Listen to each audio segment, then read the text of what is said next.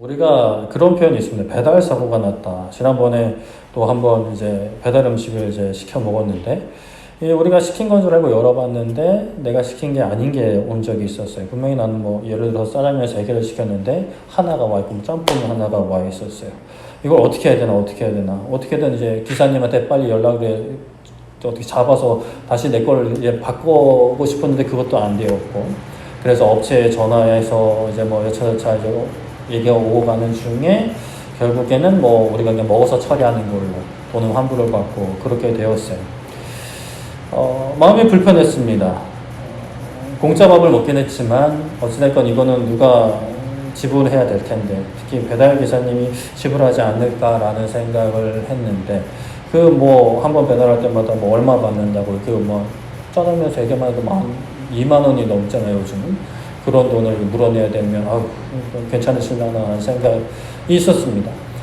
이렇게 배달 사고는 누군가에게는 기쁨이 될 수도 있겠지만, 그러나 많은 경우는 참 우리 마음을 속상하게 하는 일인 것 같아요.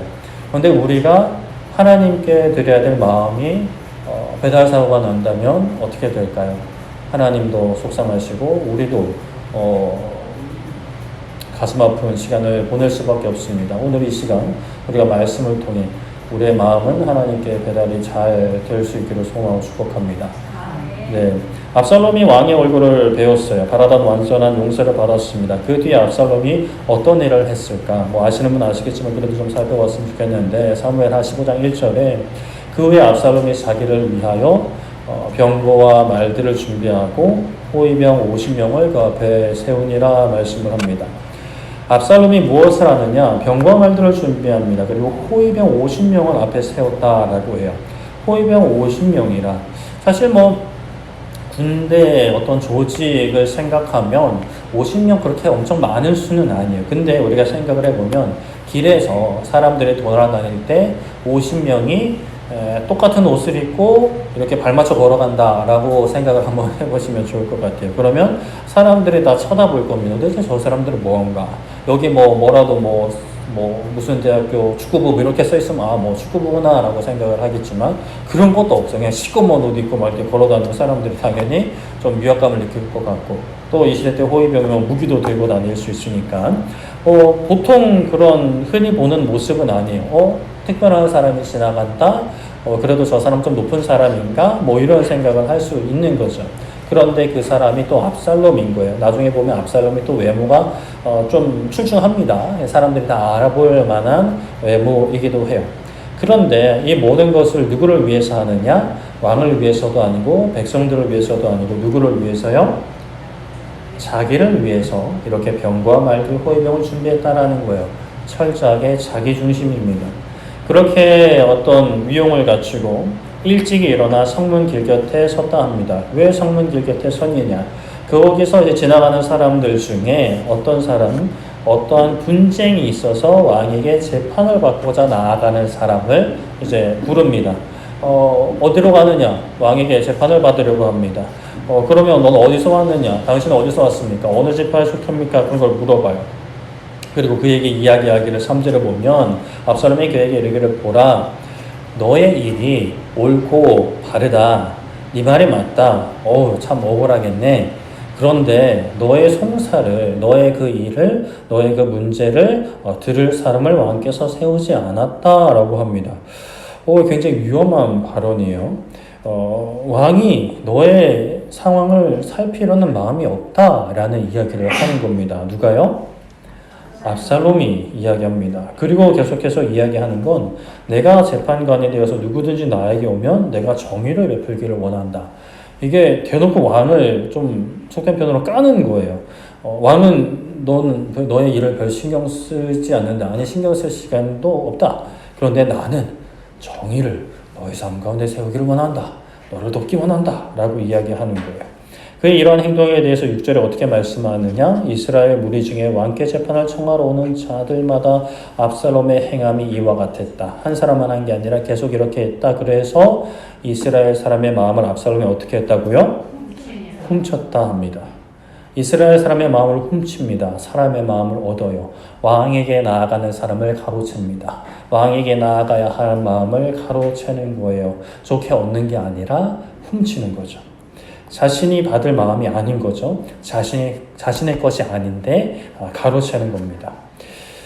압살롬이 그 도망자 신세로 있다가 예루살렘으로 돌아왔었죠. 그런데 왕의 얼굴을 보지 못하고 2년 흘렀습니다. 왕의 얼굴을 보기 위해 요압 장군의 밭에 불도 질러서 왕의 얼굴을 결국 베었는데 자유를 얻었는데 용서를 받았는데 그 뒤에 한 일이 뭐예요?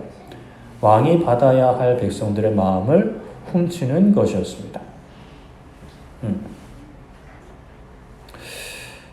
그리고 결국에는 왕의 자리까지 이제 훔치려 드는 거예요. 우리가 왕의 얼굴을 구해야 하는데 왕의 얼굴 뵙기를 왕을 만나기를 구해야 한다라고 이제 저번 주에 말씀을 드렸어요. 그런데 우리가 거기에서 또 살펴볼 것은 나의 마음의 중심이 어떠한지를 이제 살피는 것도 이제 중요합니다. 왕을 왜 만나야 될까?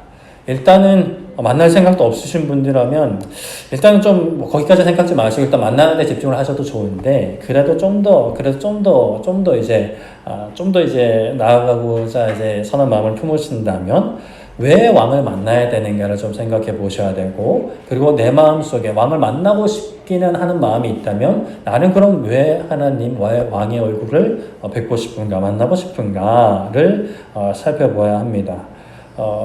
일단은 정답은 나의 모든 것을 용서받고 인정받고 왕을 왕으로 섬기기 위해 만나는 것인데 자 예수님께서 이 땅에 계실 때 이런 일이 있었어요. 한 사람이 달려와서 꿇어앉아 예수님께 무엇을 물었는데 사실 그런 사람들이 많긴 했습니다만 한 사건을 좀 살펴보면 한 사람이 예수님께 와서 이야기합니다. 선한 선생님이여 내가 무엇을 해야 영생을 얻을 수 있을까요? 라고 물어봅니다.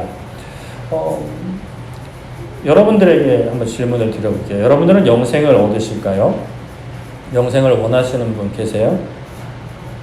별로 답이 없죠. 그렇죠. 여러분들 영생 사실 크게 관심 없죠. 그렇죠? 관심은 있는데 너무 멀게만 느껴지는 것이 영생이지 않는가라는 생각을 해봅니다. 특히나 요즘 세대에서는요. 물론 준다면야 마다할 것은 없을 거라고 사람들이 생각해요. 심지어 그리스도인들도. 근데 또 너무 인생이 지겨우신 분들은 영생하면 어떻게 영원히 살아 이렇게 생각하실 수도 있을 것 같아요. 영생이 오늘날 좀 이런 취급을 받습니다.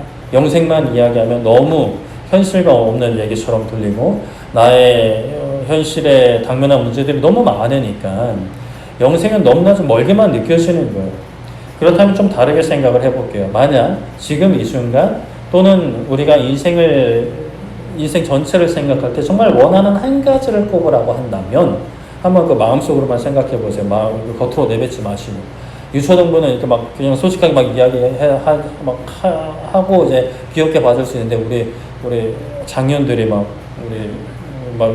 이거요 하면서 굉장히 저는 곤란해질 수 있기 때문에 마음속으로만 생각해 보시고 정말 한 가지 정말 원하는 거 이거 있으면 정말 좋겠다 이거 있어야만 하겠다라는 그 한 가지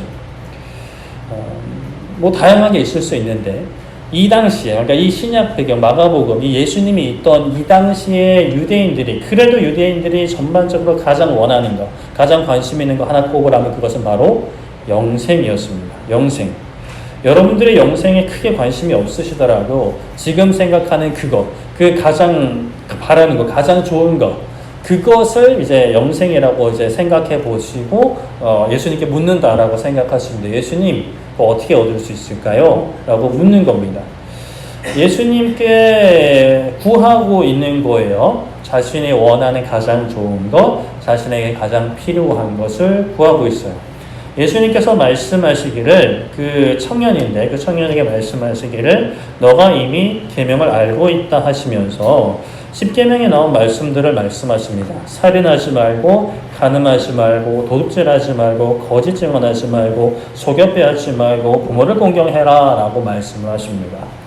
우리에게도 익숙하지만 유대인들에게는 더 익숙한 말씀인 거죠. 이 말씀을 이제 예수님의 말씀을 듣고 청년이 대답하기를 예수님 제가 이 말씀들 그 계명들 어려서부터 지켰습니다. 다 지켰습니다. 내 마음대로 살다가 방탕하게 살다가 나중에 정신 차리고 지킨 게 아니라 저 어려서부터 다 지켰습니다. 잘 지켰습니다. 라고 대답을 합니다. 그 청년의 고백이 거짓은 아니었던 것 같아요. 예수님 뭐 다 알고 계시니까요. 그의 답을 들은 예수님의 반응 21절에 보면 예수님께서 그를 보시고 어떻게 하셨다고요? 사랑하셨대요. 미워하시지 않고 질투하시지 않고 이렇게 보시지 않고 사랑하셨다요. 어여삐 여기신 거죠. 그리고 그런 마음으로 말씀하십니다. 그러냐? 속으로 내가 다 알고 있지. 그래, 너는 어려서부터 잘 지켰지. 그런데 너가 아직 한 가지 부족한 게 있다. 다 잘했는데 한 가지 부족한 게 있어. 그게 뭐냐면 가서 너에게 있는 것을 다 팔아서 가난한 자들에게 주어라. 그리하면 하늘에서 보화가 너에게 있을 거야. 그리고 와서 나를 따라오렴. 나와 함께 가자 하십니다. 우리에게 익숙한 말씀, 표현들일 수 있는데 청년은 좀 예상 못했던 것 같아요. 청년은 어떻게 반응하느냐 22절에 보면 그 청년은 재물이 많은 거로 이 말씀으로 인하여 슬픈 기색을 띠고 어떻게 했다고요? 근심하며 돌아갑니다. 청년은 재물이 많았다라고 해요. 얼마나 많았는지 모르겠지만 많았다 합니다. 그냥 여러분들이 생각하는 많은 수준 그 이상 생각하시면 될 것 같아요. 그 당시에 재물이 많은 것은 죄가 아니었어요. 오늘도 뭐 재물이 많은 게 죄가 아닙니다. 복이죠. 특히나 이 당시는 더 그 가치가 확고했습니다. 하나님께서 주신 복이었어요. 그들은 그렇게 믿었고요. 실제로 구약에서 하나님께서 복을 주셨다라고 한다면 뭐 대표적으로 자녀의 복이 있고 또 재물의 복, 이게 뭐 거의 투톱이에요. 이런 복을 누렸습니다. 그 청년도 유대인들 생각에 본인 생각에도 하나님께 복받은 사람이었고 예수님이 보실 때도 계명도 잘 지킨 하나님 말씀도 잘 지킨 사람들이었어요. 그런데 예수님께서 뭐라고 하시냐? 너가 지금 가진 그 복 사람들에게 다 나눠주고 내려놓고 버리고 나를 따라와라 라고 말씀하시는 거예요. 그러니 슬픈 기색을 띠고 근심하며 돌아갑니다. 여러분들은 어떠실 것 같아요? 만약 청년 입장에서 그 청년의 마음이 공감이 되세요? 아니면 정죄하는 마음이 생기세요? 속으로만 생각하시고요. 자, 그 청년은 자신들이 가지고 있는 것 중에 아마도 이렇게 생각하지 않았을까 싶어요. 이 가진 것 그대로 가지고 있고 추가적으로 영생을 원했던 마음이 있지 않았을까라는 생각을 해봅니다. 또 그것이 가능할 것이라고 생각했을 거예요. 다른 건 다 얻었어요. 다 누렸어요. 근데 이제 이 영생 뭐 여기는 뭐 이렇게 있고 뭐 저렇게 있고 뭐 이렇게 얻을 수 있다 저렇게 얻을 수 있다 얘기하는데 예수님은 그럼 어떻게 이야기하시는지 한번 들어보고 내가 그것도 미리 좀 확보해 놓고자 하는 마음이 있었을 수 있어요. 그런데 예수님께서 갑자기 다른 거 다 내려놓고 나를 따라오라 하시는 거죠. 다른 거 다 없어도 나를 믿고 따라올 수 있겠니? 라고 물어보시는 거예요. 대다수의 오늘날 그리스도인들도 이 말씀을 받을 때 또는 우리가 이 말씀을 읽을 때 또 이렇게 설교를 들을 때 참 불편하거나 아니면 그냥 뭐 전혀 남의 일처럼 생각하는 경향이 많지 않을까라는 생각을 해보여요. 이 청년이 이 뒤에 어떤 심경의 변화가 삶의 변화로 이어졌을지 그것은 확실치 않습니다. 말씀에 나오지 않으니까요. 그런데 최소한 이 시점, 이 마가복음 10장 22절 이 시점에는 이 청년은 영생, 본인이 구했지만 그 영생의 가치를 사실 아직 완전히 깨닫지 못하고 있는 상태였다라고 말할 수가 있습니다. 영생이 자신이 가진 것을 다 내어놓고도 얻을 만한 가치가 있다라는 것을 고백하지 못하는 거예요. 물론 이 청년은 어떤 영생의 가치를 아예 모르지는 않았을 겁니다. 유대인이기 때문에 영생의 가치를 전혀 모르지는 않았을 거예요. 그런데 이 부유함이 내가 가진 많은 것이 왜 영생과 함께 할 수 없는가? 그것을 고민했을 수도 있고 또 당장 이것을 나누어 주는 것 자체만으로도 마음의 어려움이 되었을 수 있죠. 여러 가지로 슬픈 기색을 띠고 근심하며 돌아갑니다. 그렇다면 우리는 예수님이 왜 청년에게 이것을 요구하셨을까? 아시는 분은 아시겠고 답을 하실 수도 있겠지만 그래도 다시 한번 생각을 해볼게요. 왜? 가진 사람을 질투해서 그러셨을까? 아니면 부유하기도 하고 좀 계명을 잘 지켜서 이제 다른 복음서 보면 약간 그런 뉘앙스가 있습니다. 약간 좀 자신만만하게 제가 뭐 하면 될까요? 이런 식의 약간 뉘앙스도 좀 있거든요. 그래서 예수님이 요놈 봐라 하고 이제 콧대를 꺾으시려고 뭐 이런 말씀을 하셨는가? 심술을 부리시려고 그러셨을까? 아니면 이렇게 나눠주고 그것들 다 이제 이렇게 해가지고 다 입마이 포켓하시려고 내 거로 만드시려고 뭐 그러셨을까? 그렇지 않겠죠. 아까 말씀처럼 예수님이 그를 어떻게 보셨냐? 사랑하셨다 합니다. 그를 아끼시는 거예요. 사랑하시면서 미워할 수는 없죠. 사랑하시면서 괴롭힐 수는 없는 겁니다. 그런데 그가 가진 것을 내려놓으라 하세요. 다른 사람에게 나눠주라 하십니다. 우리가 이 땅에서 고난을 당할 때, 내가 가진 것을 빼앗길 때, 내가 마땅히 받아야 될 거라고 여기고 생각하고 사회적으로 용인되고 법적으로도 보장되어 있는 그것을 내가 받지 못할 때 우리는 억울해하고 분노하고 짜증나고 불평합니다. 그리고 하나님을 믿고 있다면 이런 생각에 거의 뭐 자동적으로 이제 오토매틱으로 나오는데 하나님 왜 나한테 이러세요? 라는 고백이 나옵니다. 하나님 나를 사랑하신다면서 나한테 어떻게 이러실 수 있냐고 항변합니다. 근데 우리는 오늘 이 말씀에서 굉장히 중요한 깨달음 다시 한번 얻게 됩니다. 예수님이 이 청년을 사랑하셨는데 내려놓게 하시는 거예요. 사랑하시는데 버리게 하십니다. 사랑하시는데 가난하게 하세요. 참 아멘하기 쉽지 않죠? 자, 하나님께서 우리를 사랑하십니다. 아멘. 사랑하십니다. 너무 걱정하지 마시고 끝까지 들어보세요. 자, 그런데 그 사랑으로 우리에게 하나님은 고난도 어려움도 주세요. 가지고자 하는 것을 내려놓게 하세요. 포기하라 하세요.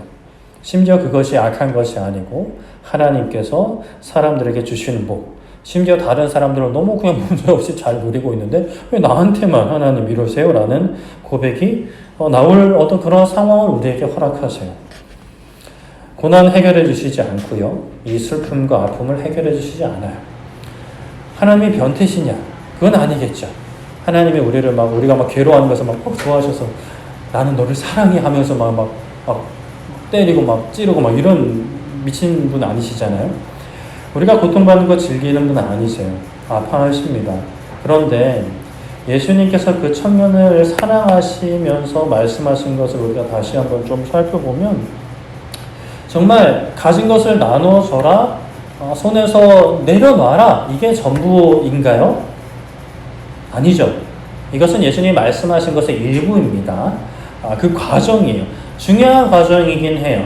이 과정이 꼭 필요합니다. 특히 이 청년에는 꼭 필요한 과정이었어요. 근데 예수님께서 결론적으로 말씀하시는 거 뭐예요? 이 말씀에서 결론적으로, 보통 결론이 어디 있냐? 끝부분 쪽에 있는 거예요. 자, 결론적으로 하시는 말씀이 뭘까요? 따르라. 누구를 따르라? 나를 따르라. 하나님께서 왜 우리에게 고난을 주실까요? 예수님께서 왜 이 사람에게 또 오늘날 우리에게 내려놓게 하실까요? 안 주실까요? 목적은 결국 하나입니다. 예수님을 따르게 하기 위함인 거예요. 하나님을 따르게 하기 위함이죠. 결국 그렇게 따르게 하셔서 어떻게 이렇게 따라오게 하셔서 구렁텅이로 밀어 넣으실까요? 하나님이? 예수님 안에서 우리 모든 인류가 반드시 가져야 하는 것, 회복해야 하는 것, 바로 영생을 주시기 위함이에요. 마태복음 6장 24절에 이렇게 말씀합니다.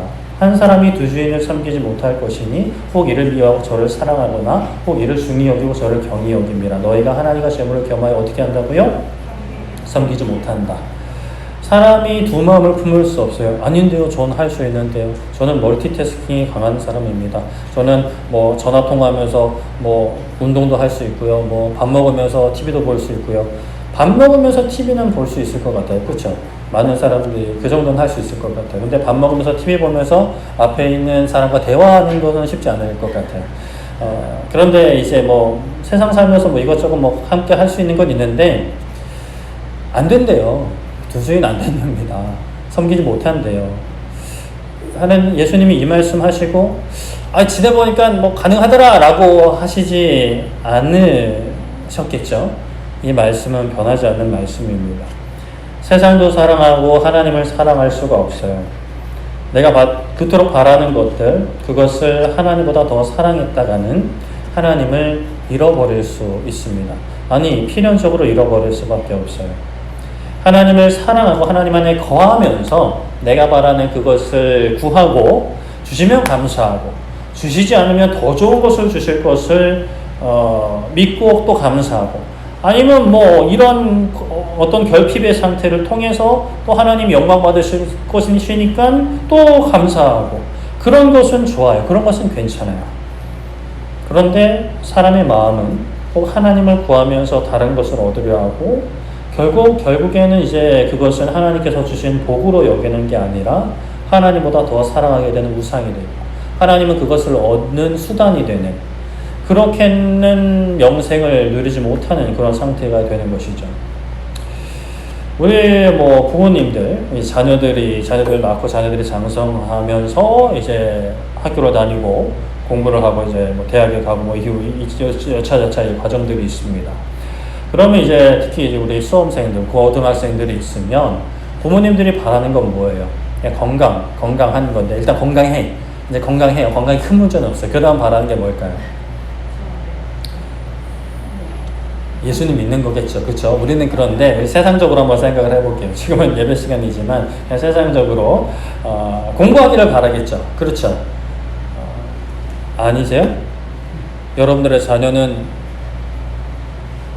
상관없이 공부와 상관없이 나에게를 가겠다 하면 그래 훌륭하다 라고 하실 부모님 여기 많이 계실까요? 뭐 그런 분들도 계시긴 하더라고요. 그런데 많은 분들이 이제 자녀들이 공부하기를 바래요. 왜 그래요? 그래도 대한민국 사회에서 그냥 하나님을 안 믿는 사람들 사회 속에서 공부 그래도 잘하면 본인 가고 싶은 대학교 갈 수 있고 하고 싶은 공부할 수 있고 뭐 그거를 못 찾는다 하더라도 그래도 좀 이름 있는 대학 나오면 뭐라도 뭐 안 좋은 것보다 좋은 게 그래도 많은 것 같으니까 또 그걸 경험했으니까 봤으니까 자녀들도 이왕이면 뭐 그냥 뭐 지원대로 사는 것보단 그래도 공부 좀 잘하고 좋은 대학 가고 하는 걸 부모님들이 바라시잖아요. 아니세요? 뭐 너무 다 믿음이 좋은 분들만 영원한 하나님 나라에 대한 소망과 선교에 대한 열정과 말씀을 사모함과 이런 것들이 너무 충만하셔서 이제 아니면 목사가 쫑트 줄까봐 눈치를 보시는 건지. 자, 보통은 그렇죠. 그러니까 아멘입니다.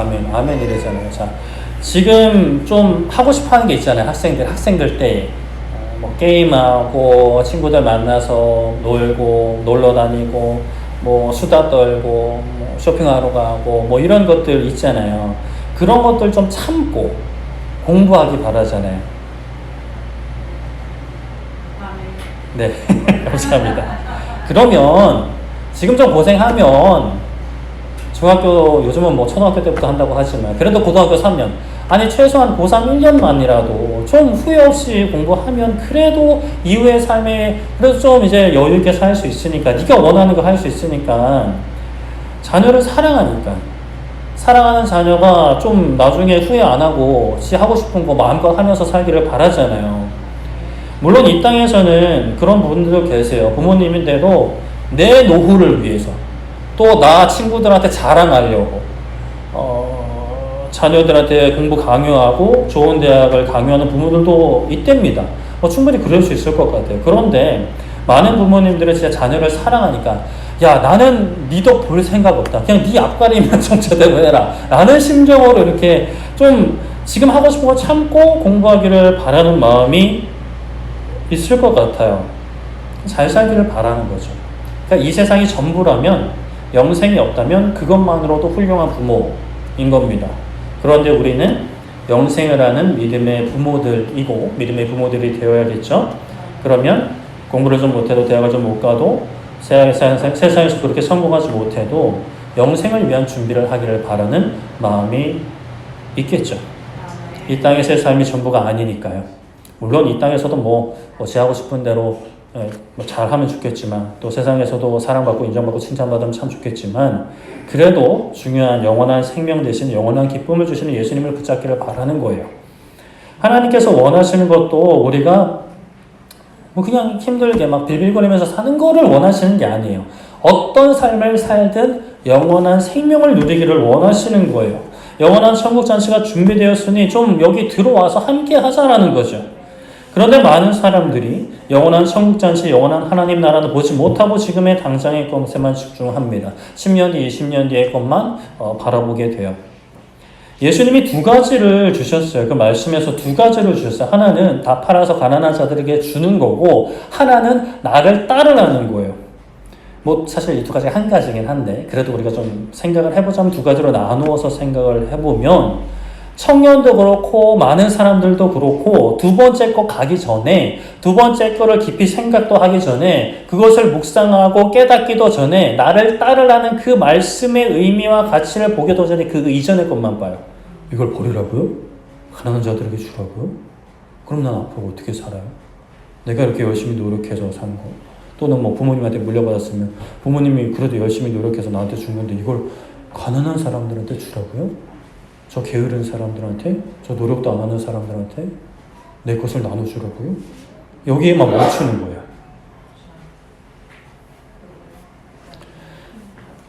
여러분들이, 우리가 자녀들이 당장의 즐거움 때문에 미래를 준비하지 못하는 모습을 보면, 당장의 어떤 게임의 즐거움, 친구들의 만남, 중간 기말고사, 수능, 그것 때문에 중간고사, 기말고사, 수능을 준비하지 못하는 모습을 보면 보통 답답해하세요. 그리고 화도 내봅니다. 그런데 우리가 그 시각 그대로 나를 봐야 돼요. 그리고 자녀들이 그렇다 하더라도 너무 뭐라 하지는 않으셨으면 좋겠어요. 뭐라 한다고 될 것 같으면 뭐 진작에 공부를 했을 겁니다. 자녀들 중에도 그런 친구들이 많더라고요. 보면 공부해야 한다는 사실을 알아요. 본인도 알아요. 그리고 좋은 대학 가야 한다는 생각도 알고 본인도 가고 싶어 해요. 압박을 받아요. 스트레스 받아요. 그런데 공부가 너무 힘드니까. 공부 지금 내가 5시간 이렇게 공부한다고 당장 뭐 눈에 보이는 결과가 나오는 것도 아니에요. 또 이미 해봤는데 결과가 내 마음처럼 안 나와요. 시험 미끄러지고, 나보다 더 공부 안 하는 애가 막 나보다 좋은 성적 나오고. 그런데 게임은 어때요? 결과가 바로바로 나와요. 보상이 바로바로 주어져요. 재밌죠? 또 친구들과 하면 얼마나 또 재밌어요. 그러면 거기에 마음과 시간이 기울어지는 거예요. 그런데 또 공부해야 되는 생각은 있어. 그래서 어떻게 해요? 그냥 스트레스만 받고 있는 거예요. 어른들이 보기엔 답답하죠. 왜 그러냐? 왜 그러냐? 그럼 그 스트레스 받을 거면 그 정신으로 공부를 해라. 이렇게 이제 어른들이 이렇게 빡지르는데, 근데 알잖아요. 어른들이라고 우리가 이거 해야 돼 라고 아는 것을 다 하지는 않잖아요. 특히 하나님과의 관계에서 우리가 알아요. 하나님을 섬겨야 되는 거 알아. 다 내려놓고 하나님만 따라가야 된다는 것도 알아. 그런데 이게 쉽지 않다는 말이죠.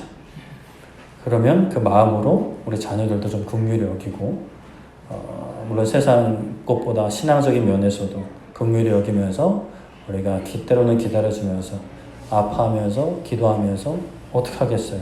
계속 기도하고 또 삶으로 보여줘야겠죠. 왜 그럴까? 앞으로 얻을 것, 고등학생들은 대학보다 그 이후의 삶보다 지금의 어떤 자극과 즐거움의 유혹이 더 크게 느껴지기 때문이죠. 어른들도 똑같습니다. 영생보다 하나님이 주시는 것보다 예수님께서 말씀하신 나를 따르라. 그러니까 예수님을 따르는 삶의 그 가치보다 지금 당장 내가 얻을 수 있는 거, 노력하면 얻을 수 있는 거, 특히 이 세상에서 누리는 것들에 더 크게 보이는 거예요. 크게 느껴지는 거죠. 그 결과도 즉각적으로 보이고, 돈도 즉각적으로 벌리고, 또 돈을 지불하면 얻을 수 있는 게 즉각 오니까. 요즘 세상이 참 좋아요. 낮에 주문하면 밤 12시 전에 막 집 앞에 도착해 있어요. 깜짝깜짝 놀라요. 아니 벌써 왔어요. 이렇게. 이사라고 마트를 한 번도 안 갔어요. 다 주문만 하고 마트를 갈 힘이 없어요. 세상은 그래요. 주면 바로바로 주고, 그렇게 우리의 마음과 생각을 빼앗는 거죠. 그러니 내려놓지 못하고 근심하면서 계속 내 정욕과 이 세상의 자랑을 붙들게 되는 겁니다. 마귀는 이 세상의 이치와 또 우리의 연약함을 너무나 잘 알고 있죠. 그래서 이런 부분으로 계속 유혹하는 겁니다.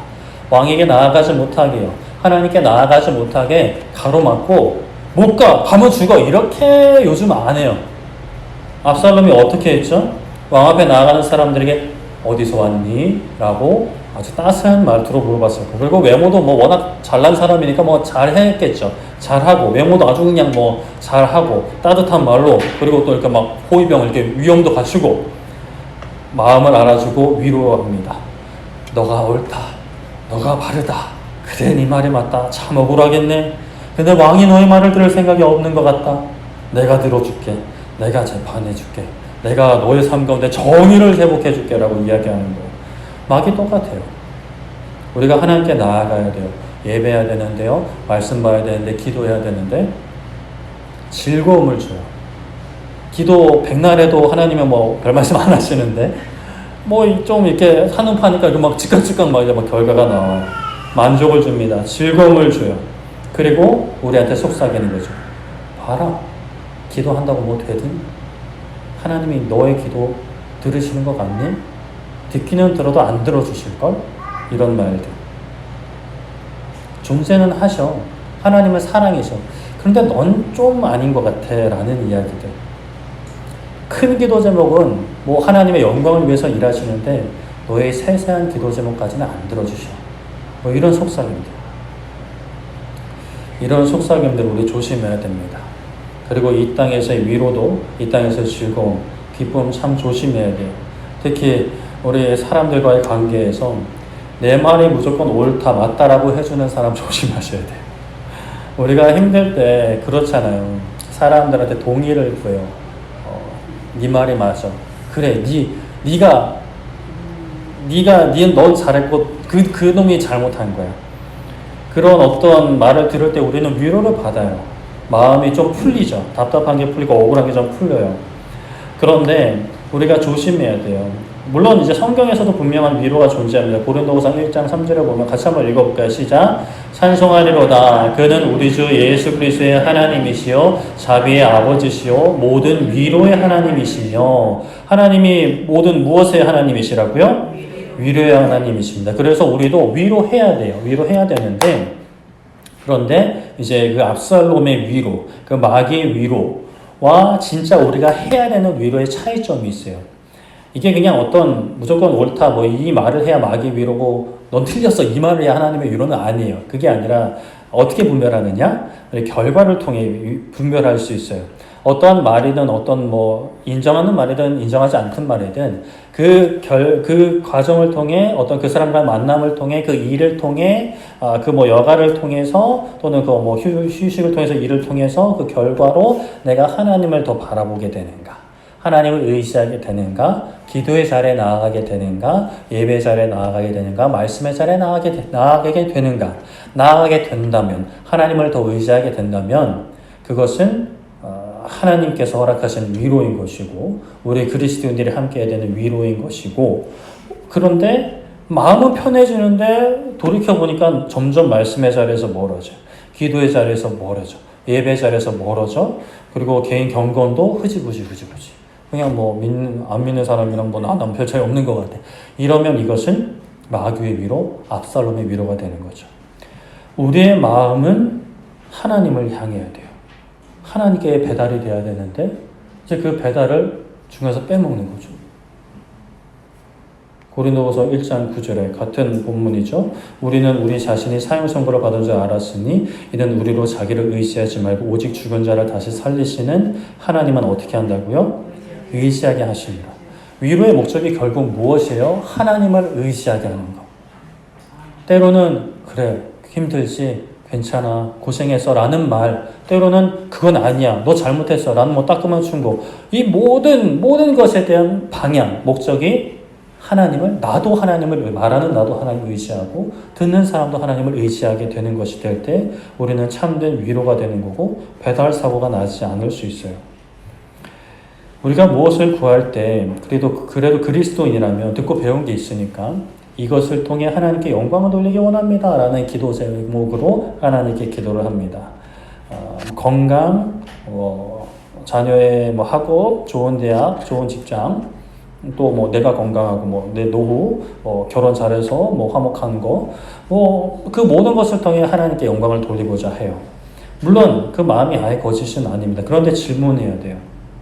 정말 그 가운데 하나님의 영광을 구하고 바라고 있는가? 아니면 그것도 그렇지만 그것과 함께 내가 구하는 그것도 좀 패키지로 좀 꼽사리 1+1으로 간장 큰 거 사면 옆에 요만한 거 하나 딱 붙어있는 것처럼 나도 하나님 이 정도는 이제 괜찮지 않을까요? 라는 마음이 있지 않은지. 이거 분별하는 거 어렵지 않습니다. 내가 바라는 그거, 내가 누리고자 하는 그것을 얻지 못하고 누리지 못하도 그 상황에서 내가 하나님께 영광을 돌릴 수 있는가? 하나님으로 인해 기뻐할 수 있는가? 감사할 수 있는가? 그렇잖아요. 우리가 진짜 하나님께 영광을 돌리는 게 목적이에요. 그게 우리의 온전한 목적이라면 사실 다른 거는 어떻게 돼도 상관없는 거잖아요. 영광 받으시는 하나님께서 그거 아니야. 그거 아니고 이렇게 해서 영광 돌려. 너는 그거 구하지만 아니 내가 볼 때는 이렇게 하는 게 내가 더 영광 받아 라고 하시면 우리는 어떻게 해야 돼요? 하나님 말씀대로 따라가야 되는 거예요. 순종해야 되는 거예요. 근데 여기서 하나님 그건 아닌 것 같은데요. 하나님 그래도 이렇게 하는 게 그래도 하나님께서 더 영광 받으실 것 같은데 라고 진짜 순수하게 생각한다면 하나님 생각보다 내 생각이 더 높다라는 교만함이 드러나게 되는 거고, 아니면 하나님 그래도 이거 또 같이 좀 이제 해줬으면 좋겠는데 이 곱살 이거 간장 너무 아까운데 저 이거 이 통 정말 필요한데 이 작은 통 필요한데 이렇게 한다면 이제 하나님의 영광 플러스 이제 뭐가 이렇게 막 붙어 있는 거예요.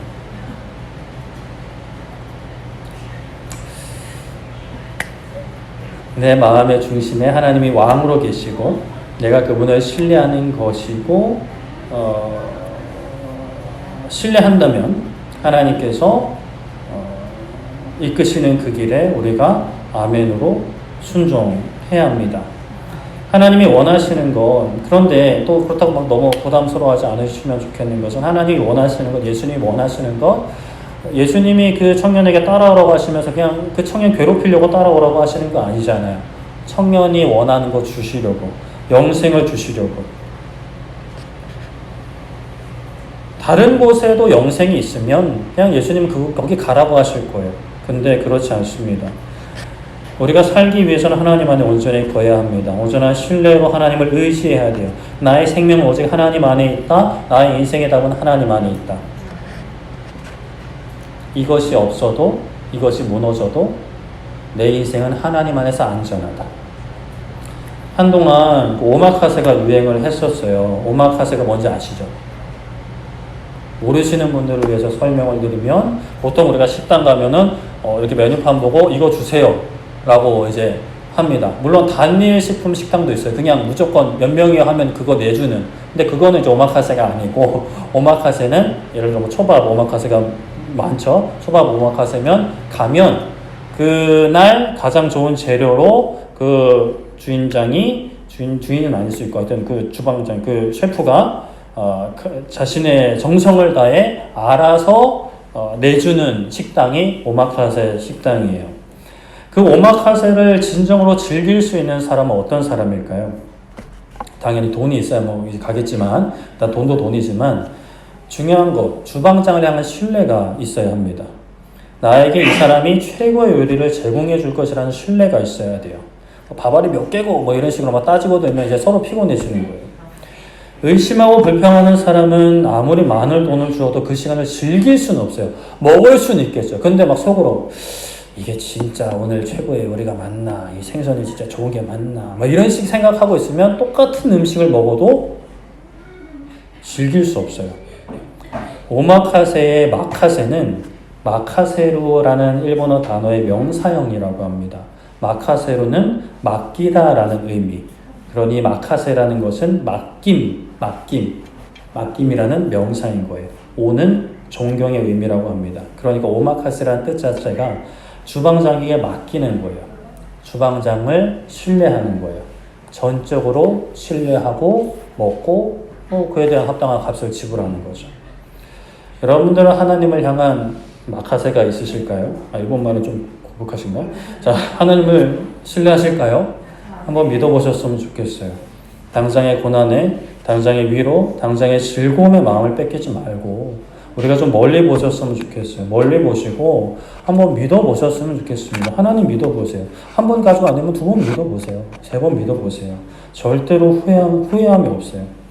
식당 가면 물수건을 주는 곳이 있죠. 그 물수건 중에 보통 우리가 뭐 그런 비닐봉다리에 담겨있는 물수건도 있고, 다양한 뭐 그냥 요즘에 찢어 쓰는 이렇게 물수건을, 봉다리 찢는 거, 봉다리? 그 포장지 찢는 물수건도 있지만, 좀 약간 좀 특이한 데 가면 요만한 이제 알약 같은 걸 주는 곳이 있어요. 그러면 사람들이 물어봐요. 이게 뭐예요? 이거 어떻게 먹어요? 그럼 종업원이 웃으면서 얘기죠. 물수건입니다. 물을 부으시면 부풀어 올라서 사용하시면 돼요. 라고 하는 거죠. 하나님이 준비하신 코스 요리는 아직 시작도 안 했어요. 근데 우리가 막 물수건 씹어 먹으면서 이거 음식이 왜 이래요? 이렇게 하고 있으면 굉장히 이제 우스꽝스러운 모습이 연출이 됩니다. 물론 그렇다고 뭐 죽는 건 아니겠죠. 뭐 물수건 삼키면 좀 문제가 될 수도 있긴 하겠지만, 하나님이 준비하신 아름다운 역사, 하나님의 일하심은 아직 우리 개인의 인생에선 펼쳐지지 않았을 수 있어요. 그러나 우리 말씀을 보면 이미 하나님이 많은 역사를 이루셨고 또 앞으로 엄청난 역사를 예언해 주셨습니다. 요한계시록을 통해서 펼쳐주셨어요. 다 그것을 풀어 알 수는 없지만 그럼에도 분명한 것, 승리한다. 영원한 생명이 있다. 영원한 복을 누린다. 슬픔이 없다. 고난이 없다라는 것. 이것은 분명합니다. 우리가 이거 믿으셨으면 좋겠어요. 그래서 순종하기를 축복합니다. 말씀의 자리로 나오시고 기도의 자리로 나오셔야 합니다. 세상이 줄 수 없는 기쁨, 소망, 자유, 구원이 있습니다. 지금 나의 구원은 한숨 자는 거예요 라는 마음이 있으신 분이 있겠지만 그 한숨 잠보다 더 달콤함이 하나님 안에 있습니다. 정말 믿으셨으면 좋겠어요. 말씀을 정리하겠습니다. 압살롬이 용서함, 자유함을 얻고 자기를 위해 군사를 세우며 왕에게 나아가는 길에서 사람의 마음을 훔칩니다. 듣기 좋은 말과 왕이 너희들의 말을 듣지 않으려 한다는 거짓으로 마음을 훔쳐요. 우리는 왕에게 어떤 마음으로 나아가고 있는지 살펴야 됩니다.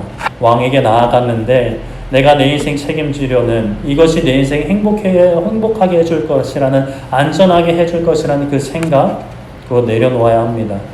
하나님께 혹시라도 이것마저 내어놓으려고 하십니까? 라는 어떤 그런 원망의 마음이 드신다면 지금 나는 엄청난 사랑을 받고 있다라고 생각하시면 됩니다. 하나님은 전적인 신뢰를 원하십니다. 그래야만 우리가 사니까요. 그래야만 우리가 사니까요. 그래야 우리가 자유함을 누리고 행복을 누립니다. 영원한 생명을 얻습니다. 얻어요. 영원한 생명을 얻습니다. 하나님을 전적으로 믿기로 한번 결단해 보세요. 그리고 작은 순종을 해보세요. 한 걸음 내디디실 때 하나님께서 일하실 줄 믿습니다. 아끼지 않으실 때, 예배 드릴 때도 아끼지 마세요. 우리의 마음 엉뚱한 데 두지 마시고, 피곤하시더라도 저도 오늘 아침 너무 오늘따라 유독 막 졸렸는데 정신이 번쩍 차려지더라고요. 주중에 순교하신 선교사님 설교를 들으면 생각이 났어요. 설교 내용은 생각이 안 났는데 순교도 하는데 내가 이걸 지금 좀 피곤하다고 빌빌거리면서 교회가 이거 아니지, 정신 차리게 되더라고요. 정신 차리고 이 시간 찬양하고 기도하도록 하겠습니다. 우리 찬양할 때 나의 평생에 가장 복된 일은 내가 예수님을 만난 것이라, 나의 평생에 가장 잘한 일은 예수님을 주로 섬긴 것이라. 이 고백이 우리의 고백이 되기 원합니다. 후렴가사 나는 주를 섬기는 일이 후회 없다라고 해요. 후회 없으십니다. 진짜 후회 없습니다. 이거 그냥 지금 하지 마세요. 아직 인생의 드라마가 끝나지도 않았는데 왜 후회하세요? 후회하지 마세요. 찬양하며 그냥 선포하며 나아가는 우리 모두 되기 소망합니다.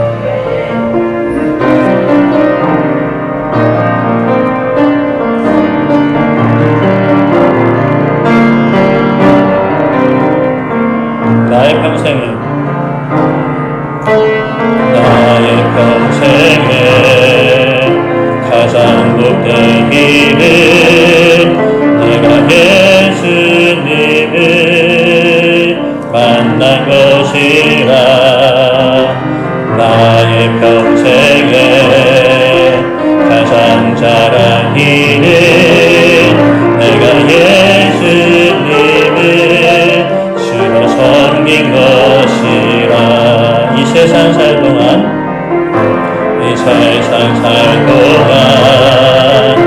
내가 걷는 길이 내가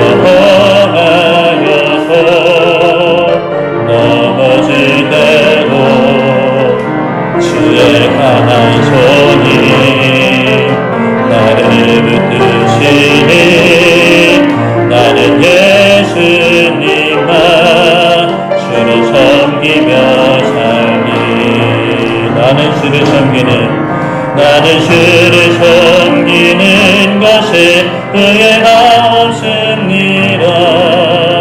내가 걸어온 모든 시간 다 주의 은혜니 내가 걸어갈 모든 날도 주만 섬기며 살리 오직 예수 이름 부르며 살아가리라.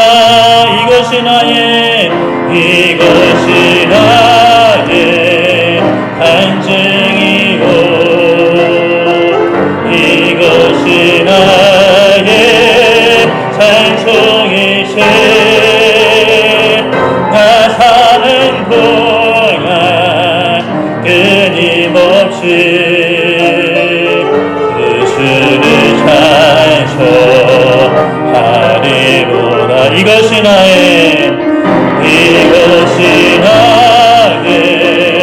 간증이고 이것이 나의 찬송입니다. 이것이 나의 찬송이세. 나 사는 동안 끊임없이 그 주를 찬송하리로다. 나는 주를 섬기는 것에 후회가 없습니다. 내가 걸어온 모든 시간 다 주의 은혜니 내가 걸어갈 모든 날도 주만 섬기며 살리 오직 예수 이름 부르며 살아가리라. 주가 일하시네 주가 일하시네 주께 아끼지 않는 자에게 주가 일하시네 주의 합력 없는 자에게 주가 일하십니다. 주가 일하시네 주께 아끼지 않는 자에게 아멘. 주가 일하시네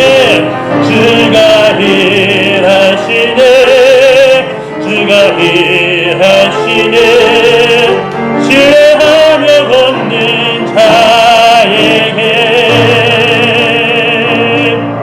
아멘. 우리 이 시간 고백하기 원합니다. 기도하기 원합니다. 하나님만 섬기겠습니다. 아버지 왕에게 나아가 하나님께 나아가 우리의 마음 배달사고 나지 않게 지키겠습니다. 아무리 좋은 말과 세상의 유혹이 아버지 안에 우리를 유혹한다 하더라도 아버지 하나님 어떠한 상황에서도 주님만 바라보겠습니다. 주님 한 분만으로 만족하겠습니다. 주님께 나의 인생을 맡겨드립니다. 주님의 우리의 자녀를 맡겨드립니다. 우리의 부모님 맡겨드립니다. 아버지 역사하여 주시옵소서. 아끼지 않고 하나님께 드리겠사오니 하나님이 일하여 주시옵소서. 하나님이 책임져 주시옵소서라고 주여 노래시고 기도하도록 하겠습니다. 주여 살아계신 하나님 아버지 하나님 이 시간 아버지 하나님 우리가 하나님 앞에 기도합니다. 아버지 하나님 우리의 간증 우리의 노래 평생에 주를 섬기는 일에 후회함이 없고 평생에 가장 잘한 일이 하나님을 알고 하나님을 믿게 된 것임을 아버지 우리가 고백하게 하여 주시옵소서. 아버지 하나님 우리 가운데 일하실 줄 믿습니다. 주님 일하여 주시옵소서. 우리가 주님을 위하여 아끼지 않을 때 아버지 하나님 왜냐하면 주님이 우리에게 주시는 것이 주님이 세상 그 무엇보다 귀하고 우리가 가진 그 어떠한 보화보다 보물보다 어떠한 돈보다 하나님이 귀하시기 때문에 돈으로 많은 것을 할 수 있지만 하나님께서 그보다 더 많은 것 모든 것을 가능케 하시기 때문에 아버지 우리의 영혼을 구원하시고 영원한 생명을 주시기 때문에 하나님 우리가 아버지 어떠한 것도 아끼지 않고 주님 따라가게 하여 주시옵소서. 하나님, 당장 내가 내려놓아야 하는 것들이 너무나 크게 보이고 그것으로 인하여 우리가 감당해야 될 어려움과 손해, 그리고 우리 자녀들이 헤쳐나가야 될 인생의 고난이 아버지 너무나 크게 느껴질 수 있지만, 그럼에도 불구하고 책임지신 하나님, 영원한 생명을 주시고 모든 인생을 살피시고 모든 것을 주시는 하나님을 믿고 아버지 우리가 아끼지 않게 하여 주시옵소서. 주님만 따라가게 하여 주시옵소서. 후회하지 않겠습니다. 후회하지 않게 하실 하나님을 찬양합니다. 하나님을 노래하며 나가게 하여 주시옵소서. 있는 곳에 후회하옵습니다. 내가 걸어온 모든 시간 다시 예배하니 내가 걸어갈 모든 날도 심한 섬기며 살리 오직 예수 이름 부르며 사랑하리라. 이것이 나의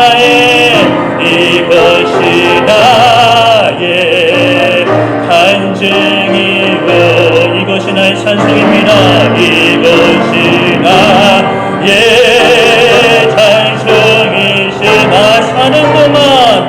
나 사는 동안 끊임없이 으스는 찬송